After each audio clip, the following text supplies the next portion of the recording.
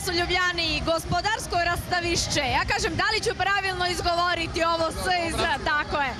Milane, večeras, kako ti se čini ovo? Ma, publika je odlična. Meni je tako drago što smo sinoć bili na snimanju novogodišnjeg i pozdravljam se sa Draganom i onda oboje shvatimo da mi danas u stvari zajedno pevamo ovdje. Tako da, jako lepa atmosfera, jako lepa ekipa pevača.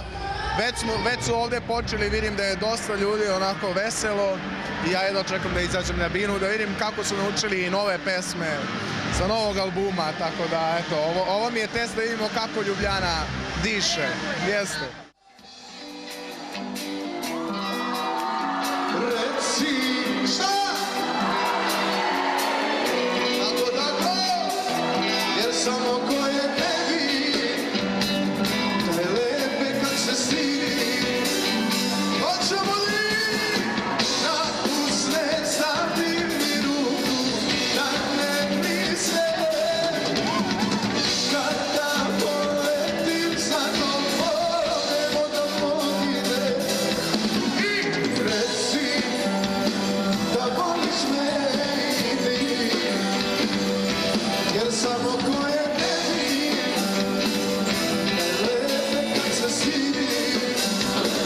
Pa kaže, vola,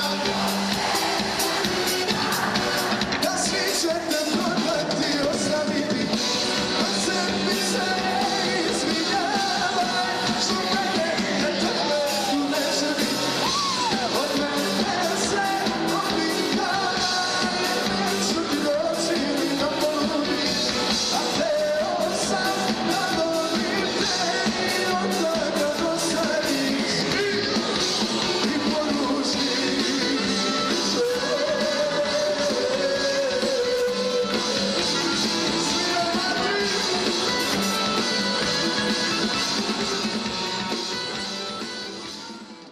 Kako si ti zadovoljan pesmama sa novog albuma? Pa ja sam neko ko se uvek na nešto žali, ovaj put se žalim na to što imam jako malo slobodnog vremena za sebe, ali to je izgleda ono što sam tražio. Prezadovoljan sam kako je sve to na kraju ispalo i kako je publika počela da me doživljava. Posle svih onih godina raznih natpisa i pogrešnih shvatanja, sad su počeli da me doživljavaju kao neko ko se stvarno udubljuje u muziku i pravi je i mislim da je Faktor rizika pravi pogodak i dobar nastavak na sve ono što smo godinama unazad radili i gradili. Odlično, ja ti večeras želim da se dobro provedeš, sjajan nastup, u što ne sumnjamo, i da sada javno obećaš da ćeš doći da promovišeš novi album na DMSAT.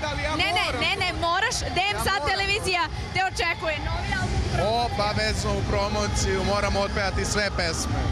Dogovoreno, obećavam.